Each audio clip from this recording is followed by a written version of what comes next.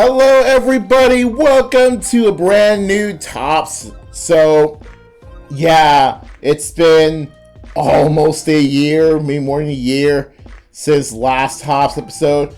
But really because I wasn't really motivated in doing the new intro. And even then I wanted to do some other stuff to sort of improve the Tops. But I'm not entirely sure if I even, going to improve it all that much. So, because the format's still going to be the same anyway. I mean, and just so you know, I might change like a bunch of the formats as I go, instead of just, doing, all the changes there in one go, because, well, as you can probably tell, it's been almost a year, more so, since, last Tots episode, so you kind of get where I'm going with this. But now that I've been finally motivated to make the new Tops intro, here is Tops 151, the games I played in 2020. As narrated near the end of 2021. Yeah. Anyway, so before we get into this one, just so you know that like only a few out of this top 8 list is actually are games that I've beaten. Mostly because, well, some of them like I just stopped playing after a while. One of them's a mobile game, which you really can't beat. And another one is, well, it's just, I'm not sure if I really want to finish the game, but I still really like it. So, here we go. The top 8 games I played in 2020. Again, before we get to it, to show 2 small honorable mentions. This will be very short. Let's begin.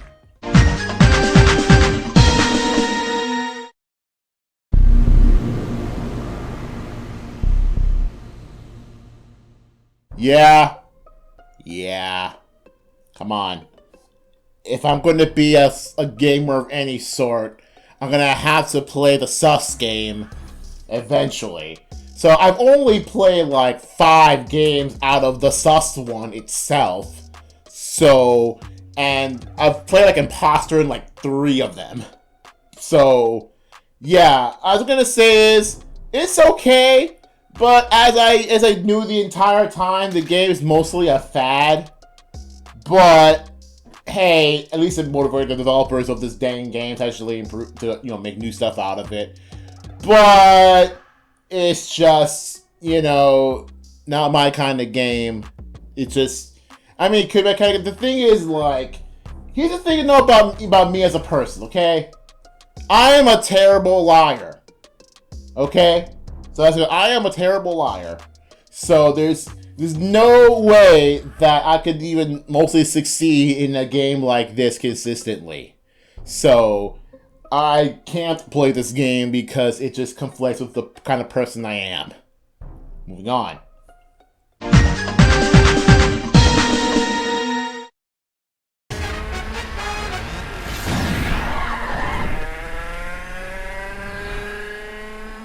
Okay, the other one is Mario Kart 8 Deluxe. Yeah, Mario Kart 8 Deluxe in 2020. What the heck? So, yeah, that's all I got. I don't know what else to say about Mario Kart 8 Deluxe. It's like, it's just more Mario Kart. That's it. Not much more to say about that. Yeah, I'm still playing more Mario Kart 8 Deluxe. I'm still waiting for a Mario Kart 9. So, I kind of want to wait until like a Mario Kart 9, but unfortunately right now we're still stuck with Mario Kart 8. The thing with Mario Kart 8 Deluxe is I think it's probably really dang good. I think it's probably in top 3 of my favorite Mario Karts. But that's mainly because of the add-on content it had since vanilla. Because like when it comes to that, my favorites are still going to be like Mario Kart DS and Double Dash. I don't know where Mario Kart 8 lands between either like where among the top 3 would be, but the DLC that it had since vanilla was kind of what made it very good content, so made it worth like made it worth being in top 3. But I'll probably talk about that maybe some other time. Well, anyway, now we're going to the top 8 proper.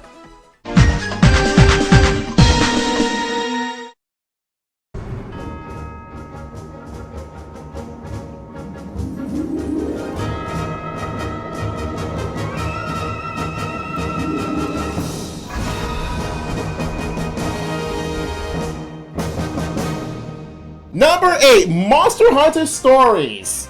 So, again, this is one of the several game series that I've not beaten and I don't intend to continue.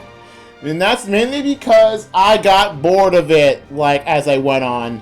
So, I mean, yeah, it looks like a fun-ish game.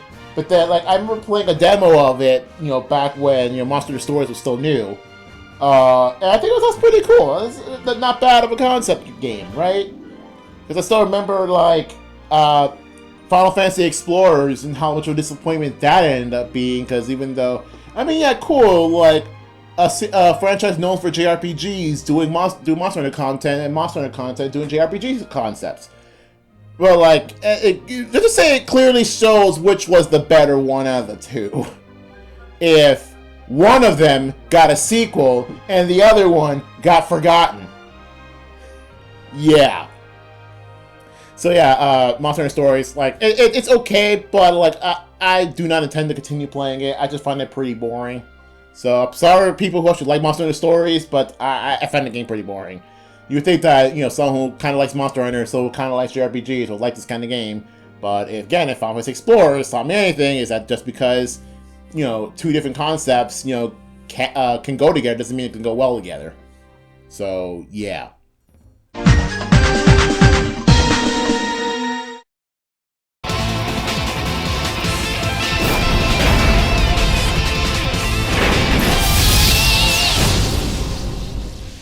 Number 7, I'm sorry for subjecting you to that theme again, but I finally played, well, I won't say finally played it, because, you know, 1 year later, but I played the game where the song came from, which is King of Fighters 2002 Unlimited Match. That's where the song comes from specifically.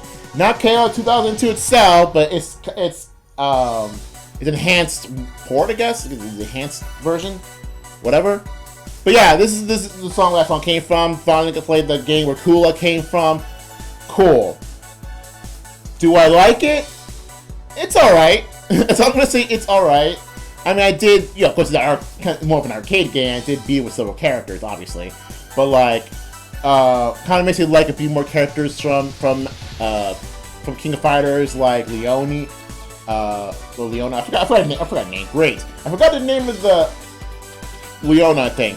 Where, yeah, I really like her a bit more, but like, yeah, but I mostly play with Kula, Terry, and her, and that's it. I didn't really bother that much with playing other characters, so, yeah, that's it. I got nothing more to say. I did bought King of Fighters 13 on Steam, but I have yet to play it. I don't know if I'm going to play it in 2021, or if I'm even going to play it all, because it's going to be the party game on the Double Dash list. If you know what the Double Dash list is, then you know, like, a lot of references I'm about to say here. But, like, if you don't know what the Double Dash list is, just comment below. And I probably will tell you, or maybe different video, what the Double Dash list is. But, yeah, that King of Fighters 13, among other games right now, is on the Double Dash list. So, but for right now, let's just continue on with this list.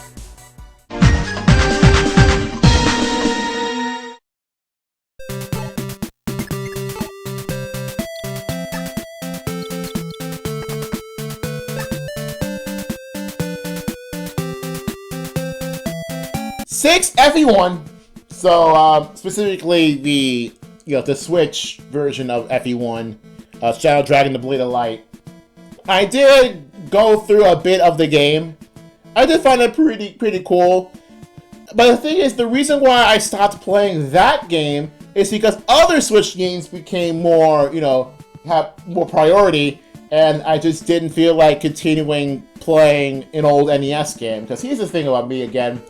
I'm not a big fan of the NES, so, but mostly because, I was, born like in the era of the Super Nintendo, so I'm more used to Super Nintendo than the NES, so why bother with the NES? I mean, yeah, the NES is revolutionary and everything, doesn't mean I have to like it. So, in this case, like, yeah, it's an NES game, but I don't really care. If it was FE4, maybe I'll give it a shot, although I heard FE4 is pretty difficult. But like, if it was FE4, maybe I'll give it more of a shot. But like, FE1, I mean, yeah, sure. I could probably do stuff in FE1 that, like, now that I have context from Shadow Dragon, the DS, remake, I could probably do things I haven't done there. So, like, I don't know, maybe actually using Pala. Yeah. It's alright, but I just decided not to finish the game because I'm just not interested anymore because other games just became available and just that takes more priority.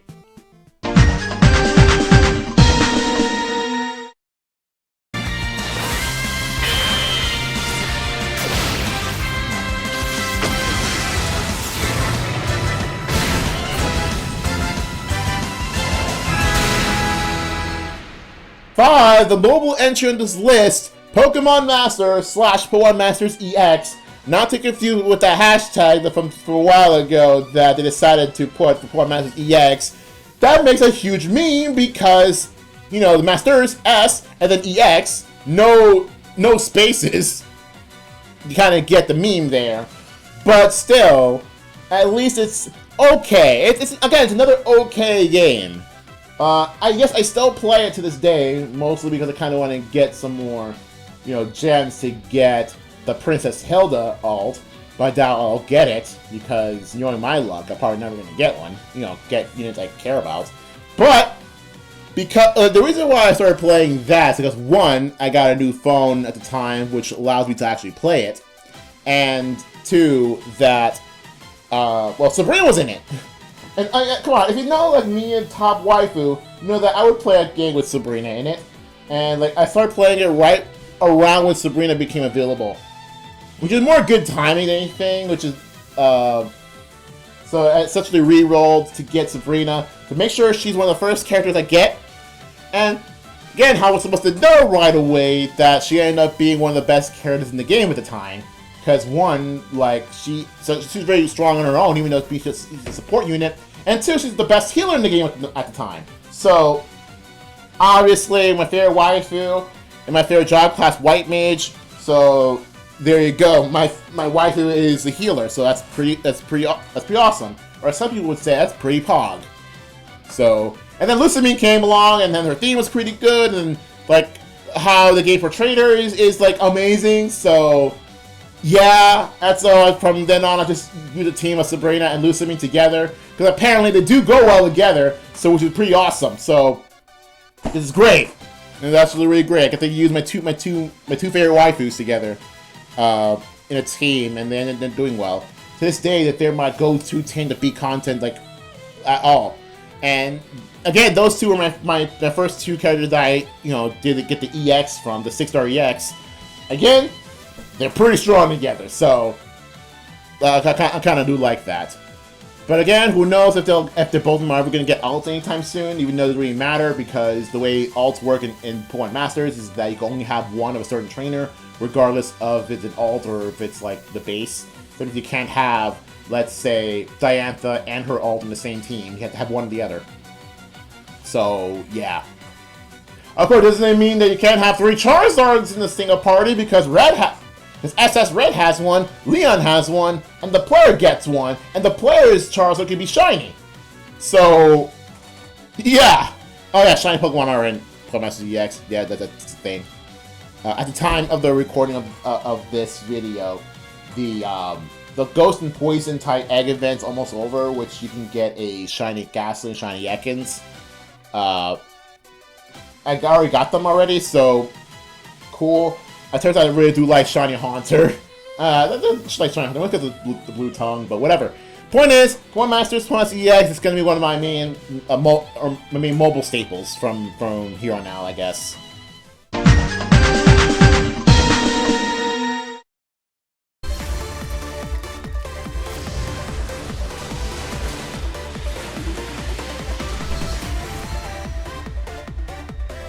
Number 4, Mega Man 11, one of the few games actually beat out of this list.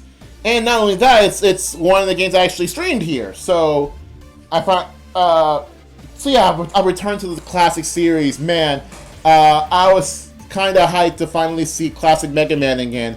Because those remember, a long time ago, I made a series of videos called Mega Man The Complete Classic Series, which is just me let's playing through all of classic Mega Man. Well, I didn't let's play the Game Boy games because I don't feel like they're worth let's playing. Also, the fact that I had to emulate them, which last time I Let's Play an emulated game that didn't go so well. Things slowed down quite a bit, but I kind of didn't want to do that. Although I did do Mega Man Base, and that was a huge mistake. I hated Mega Man Base. But the point is, at least Mega Man 11 was alright. That's all I'm gonna say. Mega Man 11 was alright. Like, I think, like, Capcom wanted Mega Man 11 to just be alright. To not be, like, this grand return after so long, and it's been even longer since it's ever been, like, you know, not an 8-bit sprite. But, I just feel like because Capcom kind of doesn't prioritize Mega Man, like, much at all. So it kind of wanted to make it like their B grade or C grade like franchise at this point. I mean, granted, its creator left Capcom and proceeded to not do so well. At least, you know, from the eyes of, you know, the public. So yeah, I think Mega 11 is like an okay game, but at least it's still enjoyable for what it is. Except for that one part where I didn't know you have to hold a button to wall jump through all these balloons. That took me like so long just to do that one goddamn screen. That I didn't know you supposed to hold a button to do wall jumps to that all those balloons. How was I supposed to know that?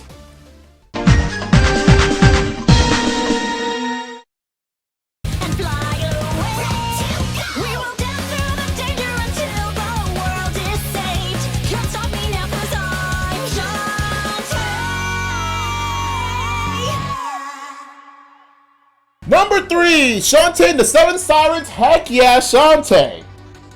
Yeah, I'm gonna say it's heck yeah, Shantae.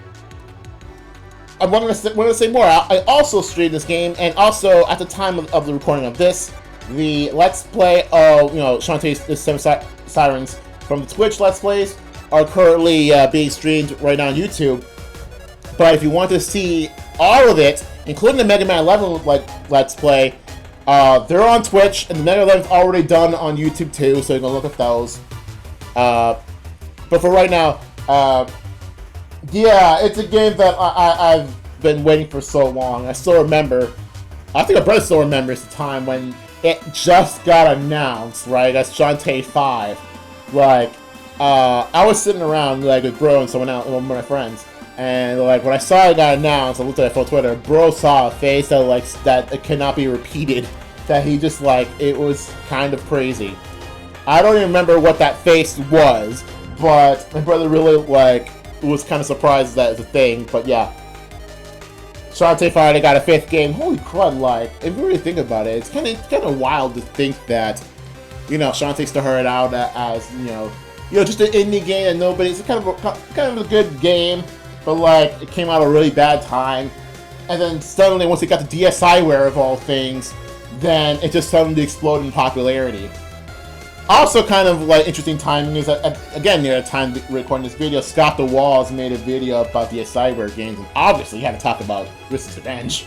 But like, yeah, that reminded me. Yeah, it's kind of surprising that like DSiWare, and it's kind of the whole thing where DSiWare in general is kind of whatever, kind of like weird demos and stuff. You have to pay for them, but like actual game out of that. And then suddenly just exploded into what we know Shantae today.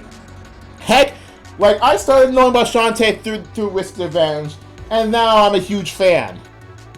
So, yeah, and Seven Sirens is the continuation of all that, really. But again, if you want to see Let's Play of that, all of it's on Twitch, and the YouTube VODs are coming up, like, next several weeks.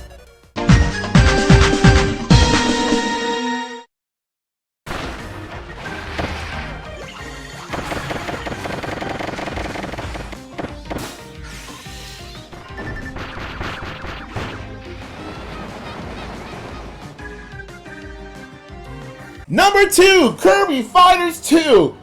Holy crud, like, I still remember when that was announced too.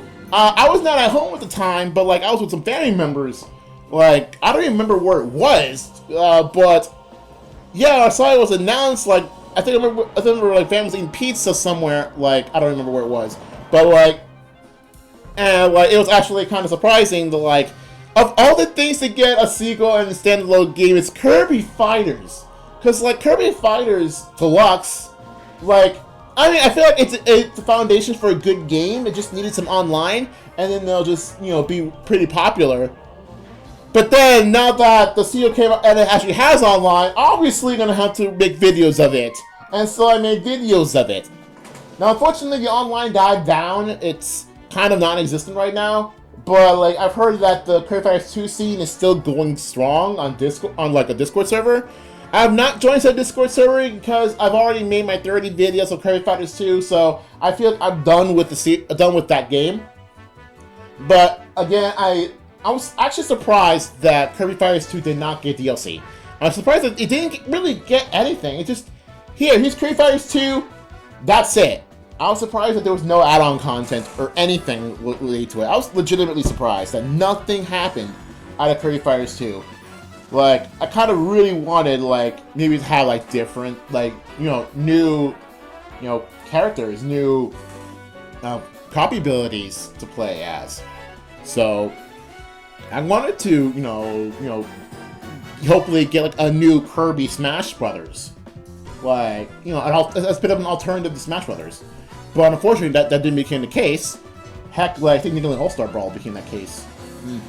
But like, yeah, I was legitimately surprised that nothing came out of Kirby Fighters 2, other than just here's the game, done. Like, I'm hoping that if they're going to be a Kirby Fighters 3, there better be some add-on content. There better be some DLC. There better be some, like, actual content, you know, to continue from the base game, because Kirby Fighters has a lot of potential to be really good. It's just that, you know, HAL Labs or whatever just, you know, doesn't want to, I guess. I mean, granted, it's still making that new Kirby game, Forgotten Land or whatever. So, obviously, I'd play that when that comes out. But for right now, at least, like, I made my videos of Kirby Fighters 2. I enjoyed it a lot. I mean, even more than Shantae. But it makes me wonder, like, okay, why is number 2 then?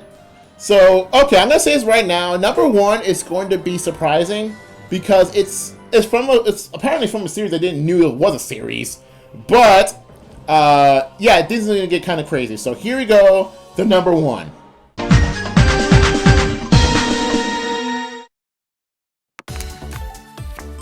51 classic games from around the world. Oh, yeah. All in one collection. Clubhouse Games. My number 1 is Clubhouse Games 51 Worldwide Classics. Why is this here? And more importantly, why is this number 1? Because it's god dang fun. Okay? Because it is fun. It is pure fun. Okay? Also, doesn't help, it's one of the games that Bro decided, like, to get to. Because Bro wanted to get this game. And obviously, if Bro wants to play a Switch game, I'm going to get the Switch game. Because it is very rare for Bro to start playing games again because he's always busy. So, anytime when Bro wants to buy a game, wants to play a game on the Switch, it's going to be played. It's going to be bought. And holy crud, like, you know, despite how simple like Clubhouse Games is and all the different, you know, little games inside of it, it was pretty good because like it had a lot of games I was familiar with, like example like checkers, like Mancala, but like it has some games also unfamiliar with, and even some some little mini games inside of it, so other like different types of games like all the tank ones and the fishing one. So I'm gonna say that Clubhouse Games is actually amazingly fun. It was actually surprising. That's online too. I never bothered with the online for Clubhouse Games, but then that's because no one I know has this game. I think it's 7 for Pam and like Starman 3, but I haven't really interacted with them especially online like at all. Like the most I have for like Pam is like whenever she streams Sword and Shield. But like, yeah, this game is much fun. I would say that my favorite worldwide classic out of this game is definitely the slot cars. Like, more than anything. Because, if you remember like Mario Party minigame that had a lot of slot cars, that I find that pretty fun. I think that's one of my favorite Mario Party like minigames. But like, in here, it's also definitely my favorite. So, I do have quite a few favorite games there. If you want to see what my favorite Clubhouse game is, I'll make a tops out of it. So, go comment below if you want to see what my favorite Clubhouse game is. But for right now, that is all. See you guys later for Tops 152. So I'm gonna say this right now. If you want to see, all the Topps videos before they're made, go to my Patreon. At this point, 152 is already there. Who knows? Maybe at the time when this is uploaded, maybe more will be up there too. So anyway, if you're interested, go check out my Patreon and see you guys later for the next Topps episode. My favorite Pokemon Masters themes.